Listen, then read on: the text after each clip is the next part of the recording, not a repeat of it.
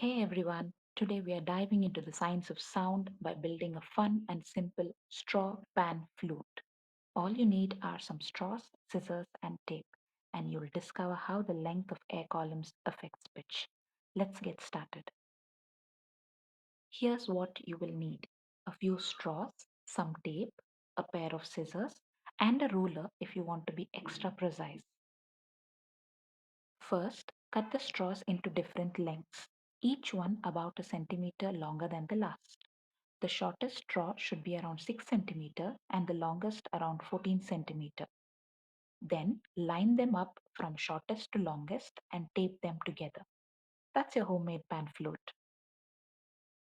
Experiment time. Now blow across the top of each straw as shown. Do you notice how the shorter straws make higher pitched sounds and the longer ones make lower pitched sounds? That's the magic of pitch and frequency.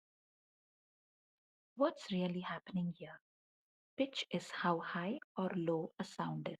It depends on the frequency or how fast the air vibrates. Shorter straws have shorter air columns, so the air vibrates faster, which is high frequency, which is equal to higher pitch. Longer straws, slower vibrations, lower pitch. Did you know the pan flute is one of the oldest musical instruments in the world? It's been used in South America, Greece, and even Asian cultures for thousands of years.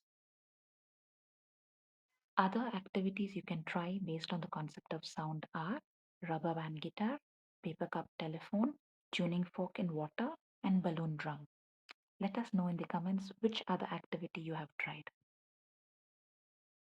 Thanks for watching. If you like this experiment, hit that like button and subscribe for more fun science projects. See you in the next video.